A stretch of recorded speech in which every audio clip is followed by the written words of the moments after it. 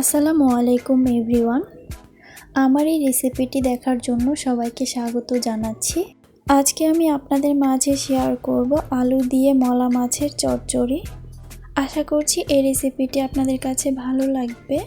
তাহলে চলুন দেখে নিচ্ছি কিভাবে এই রেসিপিটি তৈরি করতে হয়। একটি পাত্রতে 2 টেবিল চামচ তেল দিয়ে দিয়েছি। এবার দিয়ে দিচ্ছি 2 টেবিল চামচ পেঁয়াজ কুচি। পেঁয়াজটা একটু নরম হওয়ার আগ পর্যন্ত নাড়াচাড়া করে দিতে হবে। এবার এই পেঁয়াজের মধ্যে দিয়ে দিচ্ছি 2-3টা কাঁচামরিচের ফালি। এবার দিয়ে দিচ্ছি হাফ চা চামচ হলুদ গুঁড়া, আর লাগবে হাফ চা চামচ লাল মরিচের গুঁড়া। এবার দিচ্ছি হাফ চা চামচ ধনিয়ার গুঁড়া, আর দিচ্ছি হাফ চা চামচ লবণ। দিয়ে দিচ্ছি হাফ চা চামচ আদা রসুন পেস্ট। এবার এই মশলাগুলোকে নাড়াচাড়া করে ভালো করে কষিয়ে নিতে হবে। মশলাটাকে খুব ভালো করে কষানোর জন্য এখানে দিয়ে দিচ্ছি অল্প পরিমাণে পানি। এই মশলাটাকে কিন্তু খুব ভালো করে কষিয়ে নিতে হবে। পানিটা কিছুটা শুকিয়ে যাবে আর তেলটাও কিন্তু উপরে চলে আসবে। এই তো এই পর্যায়ে আমি দিয়ে দিচ্ছি কেটে রাখা আলুগুলো। এখানে আমি ছোট ছোট 2টো আলু নিয়েছি। আলুগুলোকে আমি চিকন আর পাতলা পাতলা করে কেটে নিয়েছি। এবার এই আলুগুলোকে মশলার সঙ্গে নাড়াচাড়া করে মিশিয়ে নিতে হবে।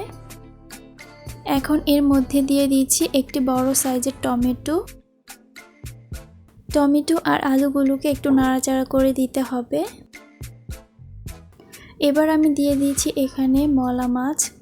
এখানে আমি 200 গ্রামের মতো মলা মাছ ব্যবহার করেছি।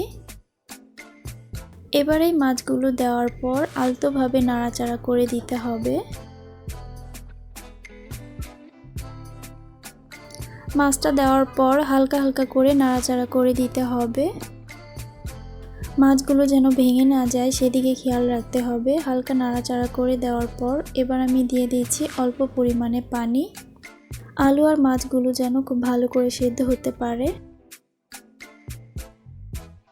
এগুলোকে একটু নাড়াচাড়া করে দিয়ে এবার আমি একটি ঢাকনা দিয়ে ঢেকে কিছুক্ষণ রান্না করে নিচ্ছি। ঢাকনা খুলে কিছুক্ষণ পরপর একটু নাড়াচাড়া করে দিতে হবে। ঝোলটা কিছুটা শুকিয়ে আসলে এবার আমি দিয়ে দিচ্ছি 3-4টা কাঁচামরিচের ফালি।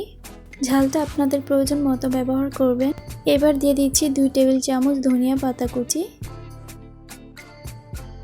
ধনিয়া পাতা দেওয়ার পর হালকা হালকা করে নাড়াচাড়া করে দিতে হবে।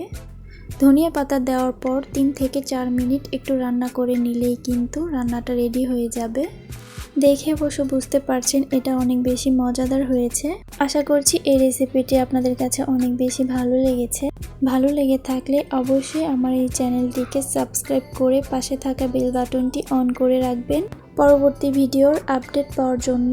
পরবর্তী ভিডিওতে আবার সবার সাথে কথা হবে। অনেক বেশি ভালো থাকবেন সবাই। আল্লাহ হাফেজ।